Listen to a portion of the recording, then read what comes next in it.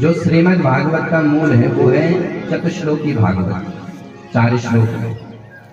भगवान कह रहे कि हे ब्रह्मा, मैं ही संसार में अग्र हूँ।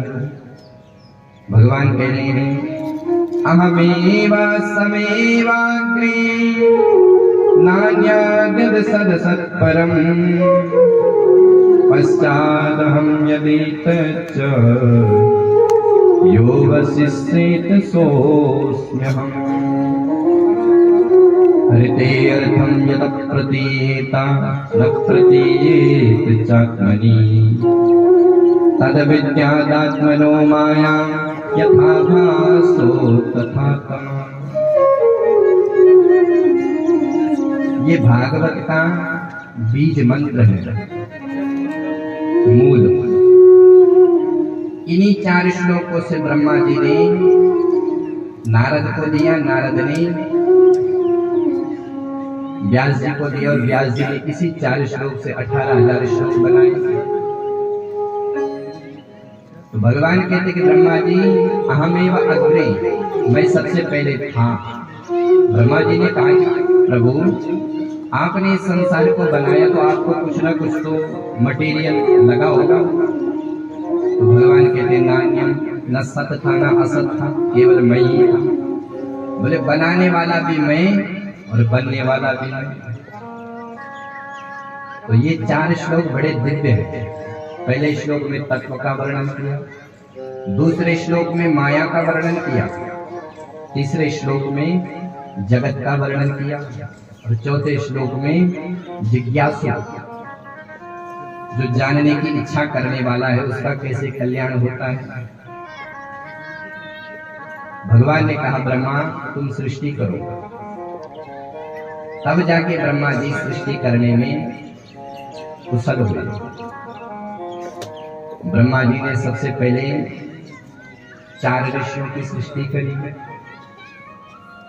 स एवं प्रथमं देवं कौमारं सर्गमस्थितं चचारं दुश्चरं ब्रह्मा ब्रह्मचर्यं अखंडितम्। 4 ऋषि प्रकट हुए, सनक, सनंदन, सनातन, सनातन कुमार, सनत कुमार। इन 4 ऋषियों से कहा कि पुत्रों मेरे साथ तुम सृष्टि में मेरा सहयोग दो, लेकिन चारों ने हाथ खड़े कर दिए। बोले महाराज हम तो सृष्टि नहीं करेंगे, हम तो केवल भगवान का भजन करेंगे। ब्रह्मा जी को क्रोध आया तो क्रोध से नेत्रों के द्वारा भ्रुकुटी के भेदन से रुद्र प्रकट हो गए।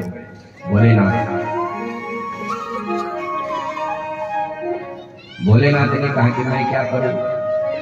ब्रह्मा जी कहते हैं कि देखो तुम्हारा नाम रुद्र होगा और तुम मेरे साथ सृष्टि में मेरा सहयोग करो, सृष्टि का विस्तार करो।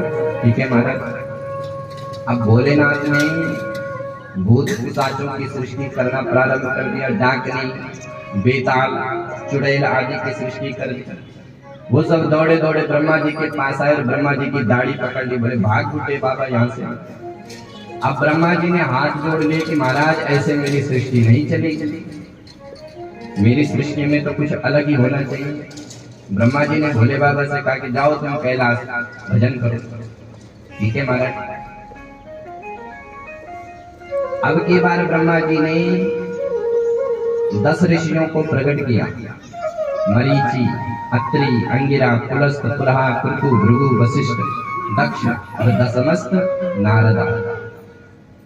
छाया से करदम ऋषि को प्रकट किया, वाणी से सरस्वती को प्रकट किया। फिर भी जब सृष्टि नहीं हुई तो दक्षिण भाग से, दक्षिणांग मनु और वामांग से, बाएं हाथ से शत्रुपा को प्रकट किया। और फिर मनु और शत्रुपा के द्वारा इस संसार की सृष्टि हुई। इसीलिए हमको मानव कहते हैं, क्योंकि मनु और शत्रुपा के पुत्र हैं। मन भो वयम जाता, हम सब मनु की संतान हैं। पर हमारे इतिहासकारों ने हमारा इतिहास विकृत कर दिया। हमको पढ़ाया गया कि हमारे पूर्वज पहले आदि मानव बंदर हुआ करते थे और फिर धीरे धीरे बंदरों की पूंछ घिस गई और मूंछ निकल पड़ी। हमारा जितना भी इतिहास है सब हमको छुपाया गया, हमको पढ़ाया नहीं गया।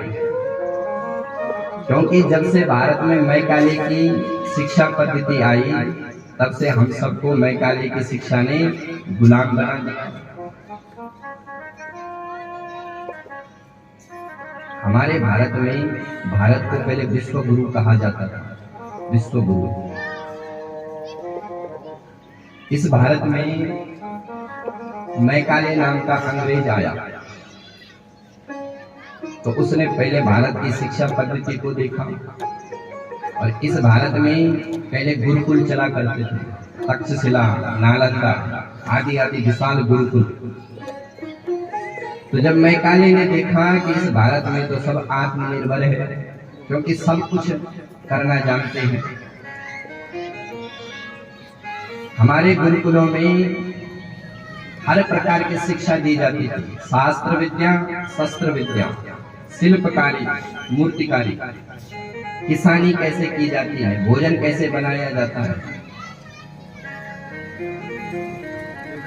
तो जब मैकाले ने देखा कि साहब ये तो सब आत्मनिर्भर है, इनको हम गुलाम नहीं कर सकते हैं, तो क्या करें? बोले अपनी शिक्षा पद्धति चलाओ, भारतीय शिक्षा पद्धति जो है उसको मिटाओ।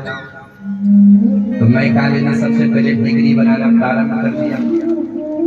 बोले इस डिग्री को पास करो तो तुमको नौकरी मिलेगी, नहीं तो तुम बेरोजगार हो जाओगे। और डिग्री पास करने में ऐसे ऐसे सब्जेक्ट रख दिए कि जिसमें भारतीय संस्कृति का नाश हो गया, भारतीय संस्कृति को विनिष्ट कर दिया। हमको पढ़ाया गया अकबर द ग्रेट, अकबर महान था, जिस अकबर ने न जाने कितने माता बहनों का कत्ल दिल्ली में किया, वो अकबर महान था। हमको पढ़ाया गया पानीपत का प्रथम युद्ध, पानीपत का द्वितीय युद्ध, पानीपत का तृतीय। अरे हमें क्या मतलब उस पानीपत के युद्ध से? हमको कभी ये नहीं पढ़ाया गया कि हमारे राम कौन है, हम नहीं जानते हैं। मुसलमानों की पीढ़ियों के बारे में सबको पता है, अकबर का पिता हुमायूं, हुमायूं का पिता जहांगीर, लेकिन राम के पिता, राम के दादा का नाम किसी को नहीं पता क्योंकि पढ़ाया नहीं गया। हमारी संस्कृति को सब नष्ट कर दिया गया। हम लोग जन्मदिन मनाते हैं, जन्मदिन पर हम केक मंगवाते हैं, मोमबत्ती जलवाते हैं और कहते बेटा मार फूक, और बेटा फूक मारता है और फिर कहता बेटा काट। पहले वो थूकेगा, उसमें थूकेगा, थोड़ा बहुत थूक पड़ जाता है, फूक मारेगा। हमारी संस्कृति में दीप प्रज्वलित किया जाता है, बुझाया नहीं जाता है। लेकिन पाश्चात्य संस्कृति को हमने स्वीकार करना प्रारंभ कर दिया। जन्मदिन पर किसी ब्राह्मण को बुलाओ, गौ माता को दान करो, ब्राह्मण से नवग्रहों की पूजा करवाओ। लेकिन हम लोग न जाने क्या क्या करते हैं।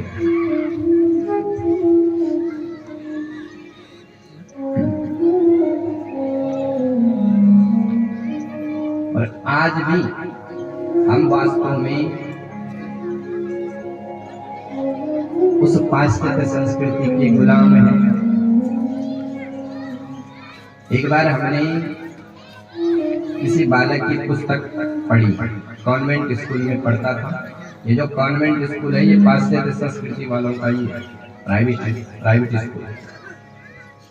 तो उसमें लिखा हुआ था कि बेटा तुम्हारे पिताजी ने तुमको 10 रुपए दिया, 10 रुपए में से 5 रुपए की तुमने चॉकलेट खरीदी, तुम्हारे पास कितना रुपए बचा?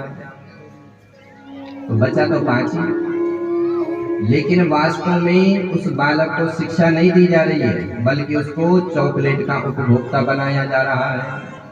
क्योंकि बच्चा अपने पिताजी से पूछेगा कि पिताजी ये चॉकलेट क्या चीज होती है, मेरे को तो खिलाओ। तो ऐसे हम मानसिक गुलाम हो रहे हैं। हमको न जाने क्या क्या पढ़ाया जा रहा है।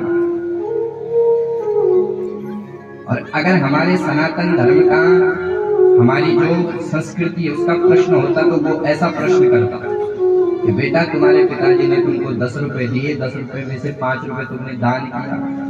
तो बच्चा कहता कि पिताजी ये दान क्या होता है, तो दान के बारे में जानने का प्रयास करता। तो हमारी पूरी संस्कृति को विकृत कर दिया गया। लेकिन अब कुछ सौभाग्य जगह है जो हमको ऐसे नायक मिले, मोदी और योगी, जो अब हमारी जो पुरानी धरोहर है वो हमको प्राप्त हो रही है। और हमारे रामलला भी जो संसार के प्राण हैं, हम सबके इष्ट हैं, हम सबके भगवान हैं, ऐसे राम जी की प्रतिष्ठा भी होने वाली है। हम जो प्रारंभ में भजन सुनाते हैं वो हमने स्वयं अपने हाथों से लिखा।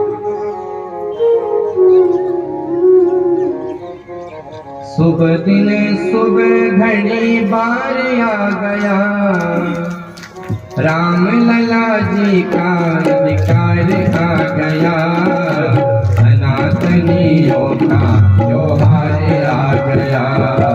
सुबह दिन सुबह घड़ी बार आ गया, सुबह दिन सुबह घड़ी बार आ गया, सनातनियों का त्योहार आ गया। राम राम राम सीता राम गाइए, राम जी के चरणों में मन लगाइए। राम राम राम सीता राम गाइए, राम जी के चरणों में मन लगाइए।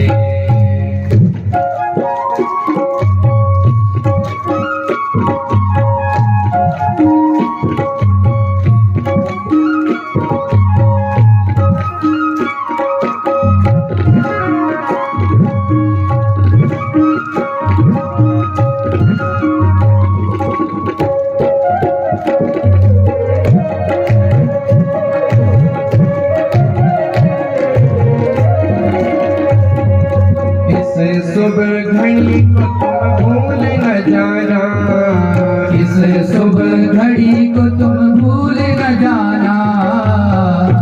हमारे जो अभी जिन्होंने आप सभी को संबोधन किया, दान की सूची बताई, तो उन्होंने कहा कि व्यास जी आप एक सूचना सबको देना कि 22 जनवरी को जो है सब अपने घर में दीप प्रज्वलित करें, दीप दान करें, और कम से कम 5 दिए हर घर के होने चाहिए। बाकी अपनी सामर्थ्य के अनुसार कोई 11, 21, 51, 101 आदि इसकी जैसी सामर्थ्य अवश्य जलाए। तो हमने भी ऐसा ही भजन लिखा है, इस सुबह घड़ी को तुम भूल न जाना, इस सुबह घड़ी को तुम भूल न जाना। घर घर में जाके तुम दिए जलाना, सनातनियों का त्योहार आ